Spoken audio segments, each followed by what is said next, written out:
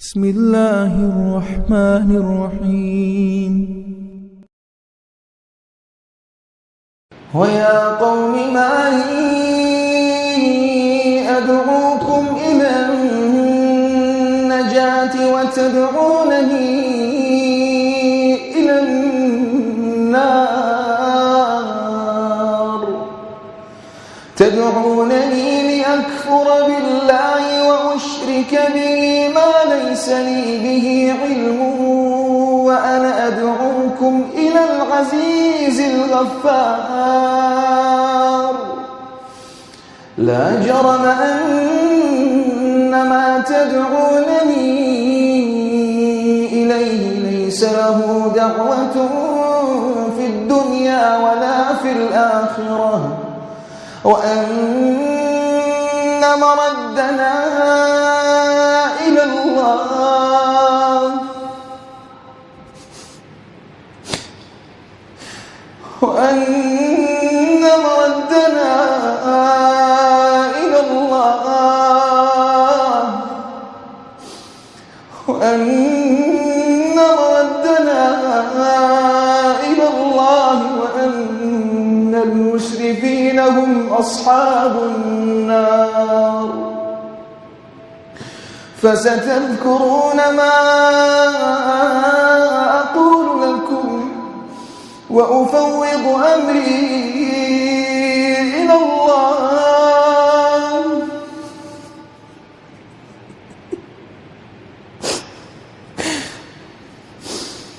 وأفوض أمري إلى الله إن الله بصير بالعباد فوقاه الله سيئات ما مكروا وحاق بآل فرعون سوء العذاب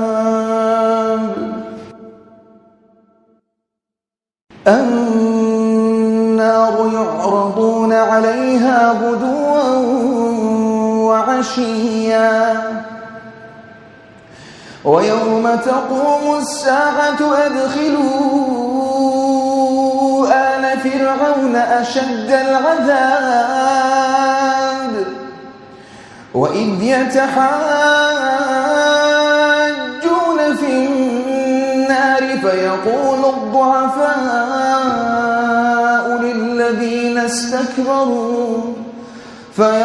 الضعفاء للذين استكبروا إنا كنا لكم تبعا فهل أنتم مغنون عنا نصيبا من النار قال الذين استكبروا إنا كل فيها إن الله قد حكم بين العباد وقال الذين في النار لخزنة جهنم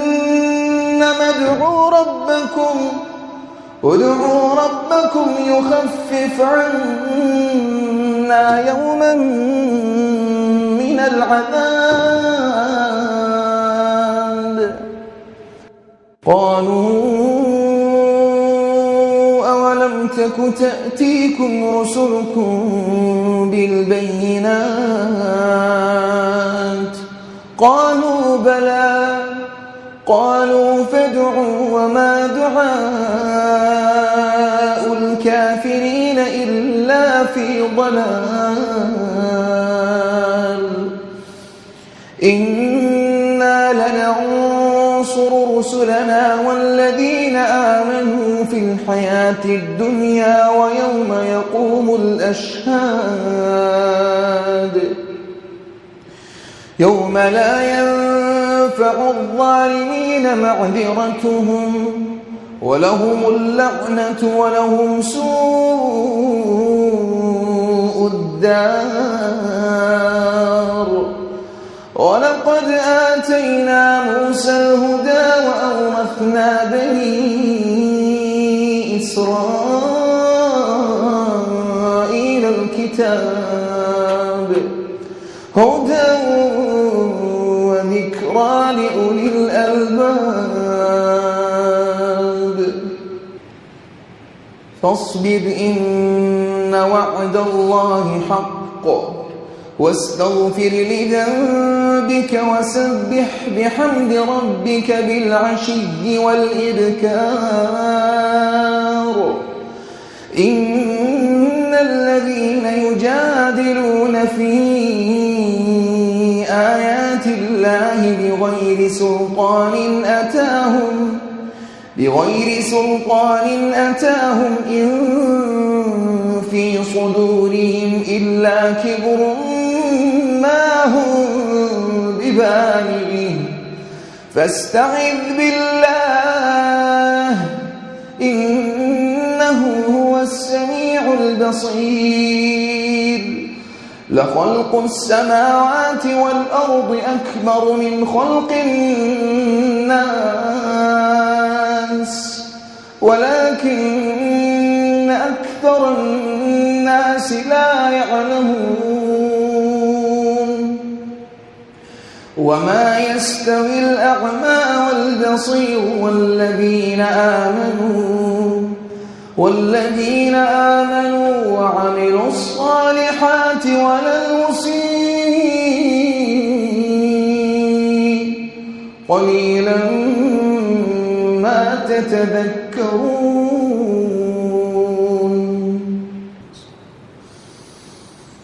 إن الساعة لآتية لا ريب فيها ولكن أكثر الناس لا يؤمنون وقال ربكم ادعوني أستجب لكم إن الذين يستكبرون عن عبادتي سيدخلون جهنم داخرين الله الذي جعل لكم الليل لتسكنوا فيه والنهار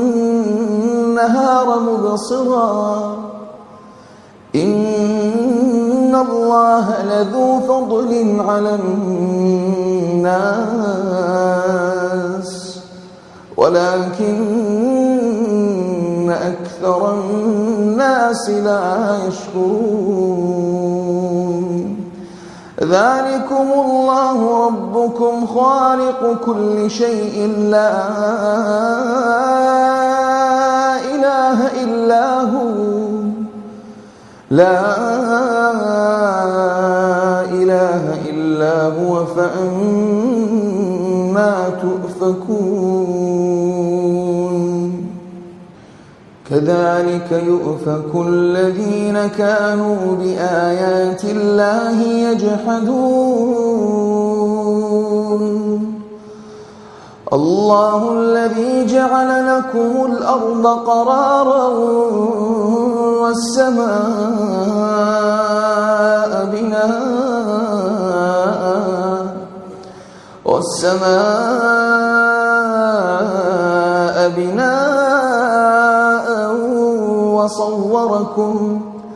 وصوركم فأحسن صوركم ورزقكم من الطيبات ذلكم الله ربكم فتبارك الله رب العالمين هو الحي لا إله إلا هو الحي لا إله إلا هو فادعوه مخلصين له الدين